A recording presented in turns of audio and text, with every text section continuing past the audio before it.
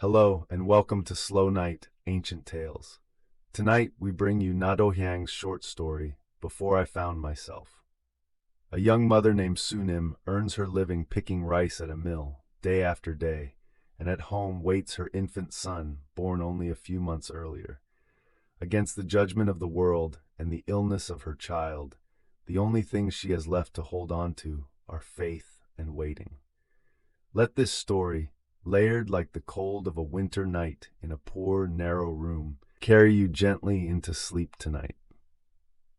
It was a winter when typhoid fever was spreading through the whole village. Su-nim, who earned her wages sorting rice at the mill, came home again today after a full day's work, just as she always did. In that crumbling house, in a small back room, Su-nim lived with her mother and her infant son, born only a few months before. Until recently, she had been a healthy young woman, coming and going from the mill. But one day, without a word of warning, she had put up her hair and soon after given birth to a child. The father was the young supervisor at the mill. For a time he had come and gone, bringing food and pocket money. But at some point, he stopped coming altogether. All that remained was a rumor drifting through the village, that he had spent the mill's money and fled. Su-nim opened the door and stepped inside, asking, "Mother, has the baby been crying again?" Her old mother, sitting beside the child, told her with worry that the baby had been very ill that afternoon, babbling deliriously, clawing at his own face. The medicine they'd prepared was already gone. Today's wages came to only 40 john. If she spent it on more medicine, there would be nothing left for rice tomorrow morning. When the baby suddenly burst into startled crying, Su-nim quickly offered her breast to soothe him. But he couldn't even nurse properly, only fussing and whimpering. "Mother, didn't the pastor come by today?" "He didn't come." There was irritation in the old woman's voice. Exhausted from tending the sick child all day, she found herself thinking, every time she looked at her daughter, "What sin of mine made it so that my child suffers alone and now drags even her old mother into this misery too?" An argument broke out between them. Worry over the rice for dinner, worry over tomorrow, against the need to simply get through today. Then, as the baby began wailing again, the mother, unable to hold back any longer, spat out a cruel remark. "Wretched child, if you're gonna die, just hurry up and die. What good could come of a fatherless child living on, just making everyone else suffer?" Su-nim couldn't bear it and burst into tears. Her falling tears landed on the cheek of the nursing infant. Even as she cried, she never forgot to wipe them away. Every time she looked at the child's face, so much like his father's, it felt as though she were speaking not to the baby, but to the man who was no longer there. Just then, a sound came from outside, and Su-nim's older brother arrived. A laborer in his early 30s, he asked after the child's condition, then spoke as though scolding the mother. "Korean medicine won't do. These days, Western medicine is the best there is." He went on to tell them a wondrous story he'd witnessed at the Japanese household where he worked. A woman who nearly died in a difficult labor, saved when the hospital used machines to bring out the child, leaving both mother and baby unharmed. The old woman's eyes widened as she listened. Her brother turned and asked Su-nim quietly, "Su-nim, what do you think? Do you mean to keep waiting for that man, or do you have it in mind to go elsewhere?" Su-nim answered in a voice full of resolve, "If it isn't Mose's father, I don't want to go anywhere else." Just then, the baby's eyes suddenly rolled back, white, and he wailed as though his very breath were failing.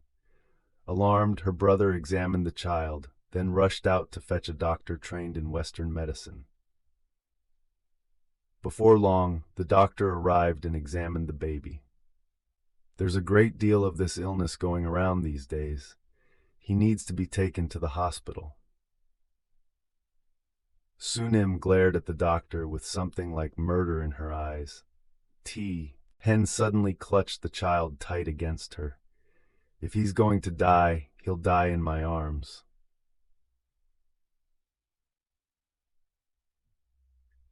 "10 days had passed since Mose was taken to the hospital.